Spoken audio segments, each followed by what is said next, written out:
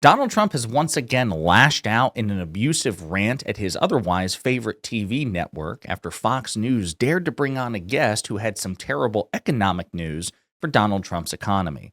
But before we unpack all that, if you end up liking this video and you want to support the channel, please be sure to hit the like, subscribe, and alert bells before you go.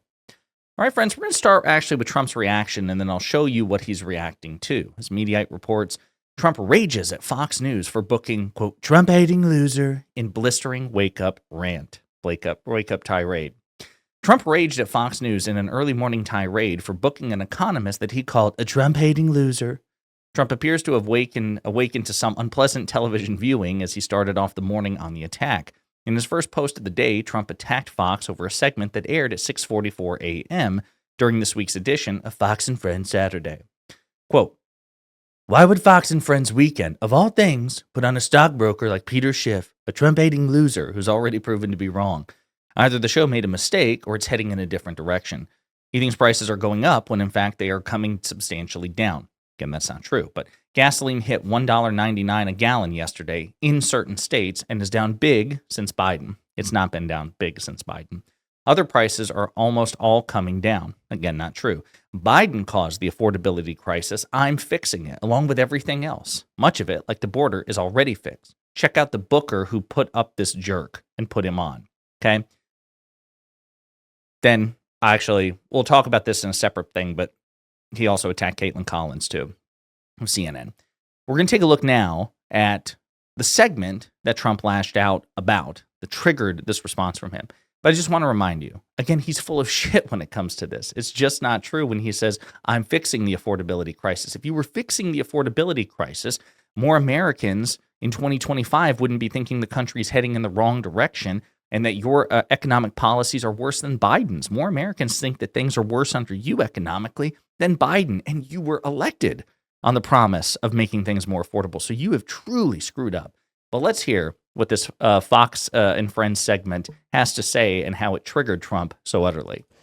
Meanwhile, next week, President Trump is expected to kick off a coast-to-coast tour on his economic agenda, an effort to sell his affordability message ahead of the 2026 midterms. His first stop, battleground state, Pennsylvania. So what do voters need to hear? Stockbroker Peter Schiff is the host of The Peter Schiff Show and joins us now. Good morning, Peter. Thank you for joining us. Here comes the tour. This first stop will be at a casino in northeastern Pennsylvania. Years long, he's taking Trumponomics on the road, and it comes as we're learning from Axios reporting that Minority Leader Hakeem Jeffries and Senate Minority Leader Chuck Schumer are going all in on their affordability message. What's your take?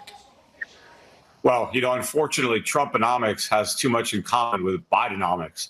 The biggest problem is the runaway government spending that is continuing under this administration. So we're going to have bigger deficits that the Fed is now going to be funding with rate cuts, and I think a return to quantitative easing. And all that means is that life is going to get a lot more unaffordable under Trump than it was under Biden. But President Trump will. So let's stop right there. So this guy says, this economist, this stockbroker says things are going to get more affordable than they ever were under Joe Biden. Again, I pointed this out, it is amazing to me that Donald Trump beat the Democrats on the affordability message, but he's using the very strategy that he beat during the 2024 election, right? So Kamala Harris, Joe Biden, and the Democrats were trying to make the case, and they clearly failed to make it persuasively. Look, GDP growth is extraordinary under the circumstances. Lowest unemployment in 50 years. Record investment in bringing back and reshoring manufacturing jobs that had occurred. All these like macroeconomic metrics, how the rate of inflation had decreased. It went from a 9.1% high down to about 3%, 4 to 3% in just a few short years. All of that progress, Biden and Kamala Harris were trying to make a case persuasively that, okay, listen, you should reward us with a second term. The American people said, listen, all that's well and good, but I'm still paying more at the grocery store. It doesn't matter if I'm paying more at a slower rate in the past couple of years. I'm still paying more, and I'm pissed. Trump beat that strategy. Trump just because he what he promised was this very reductive. I'm going to cut your costs. I'm going to make things cheaper. Not I'm going to make it less expensive. Or I'm not going to make it more expensive at an even slower rate. I'm going to make it less expensive. It's going to get cheaper. He lied. He lied. And now he's trying the same strategy that Biden and Kamala Harris used. And I would argue that he has even less going for him in that respect because GDP growth, for example, is atrocious under Trump compared to Biden's. Job growth is atrocious under Trump compared to Biden. And so it just seems, all else being equal, that this is doomed to an even greater failure for Trump next year. We'll see what happens. He'll be honing in on this tour about his fact that gas prices are lower, the billions of dollars of investment in energy and AI sectors, just a litany of things that he'll do. Will it resound with Americans? Yeah, well, I mean, gas prices may be a little lower for now. I don't think they're going to stay this low much longer. But most other prices are higher.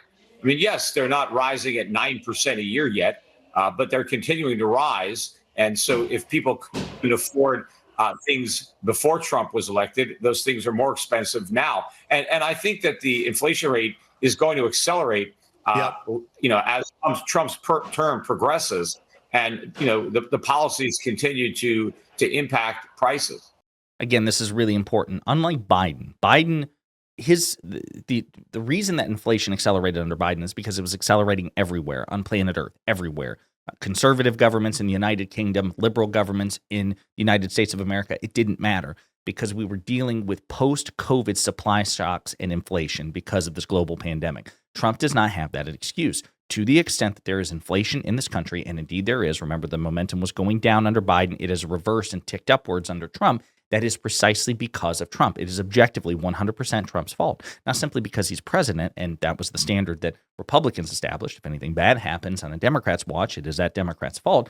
That standard applies to Trump, but moreover, we can directly link his inflationary policies, mass tariffs, to inflation itself. And so that's the other issue. The American people are making that connection. They're not just simply saying, okay, this is happening on your watch. You have a responsibility to take care of it. No, they blame him for it because they're like, oh, you are actively doing this. You are actively making things more expensive and then trying to tell us that it's not more expensive. So I'm with Peter Schiff here. Again, all else being equal, he would have to stage a political miracle. The American people are going to get even more pissed as time goes on.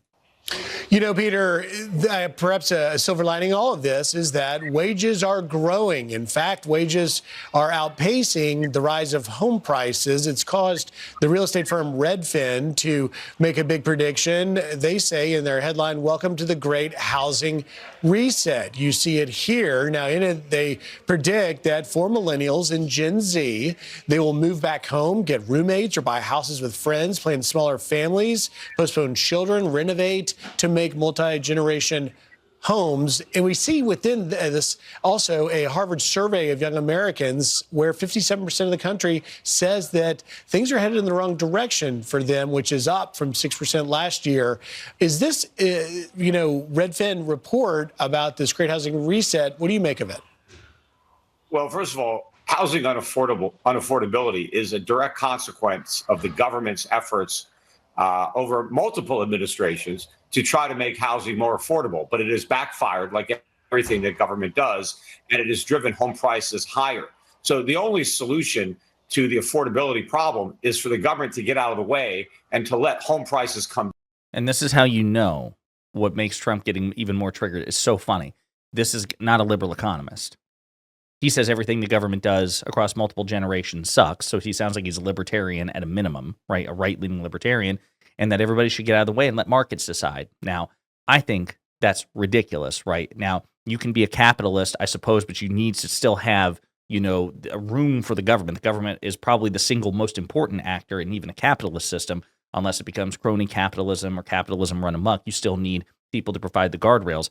He doesn't even seem to believe in that so much. So the reason I'm bringing that up is it's hilarious that Trump is getting triggered at this guy. Like he's a Trump-hating loser, as if he's some sort of like liberal, Democratic-aligned activist when he seems to be a right-leaning libertarian who just recognizes that Trump is objectively incompetent. Down, which they will do. In fact, I think nationwide home prices could drop 20, 30% or more.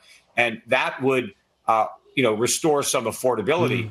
But Problem is that would create another financial crisis because now you'd have a lot of people defaulting on their mortgages because they no longer had home equity. But this is a problem created by the government, by the Fed, by Fannie and Freddie, by all of our housing policy, which has artificially inflated a bubble in real estate. And everything that the Trump administration is talking about is trying to funnel more credit to make it easier for people who can't afford to overpay for homes for into debt.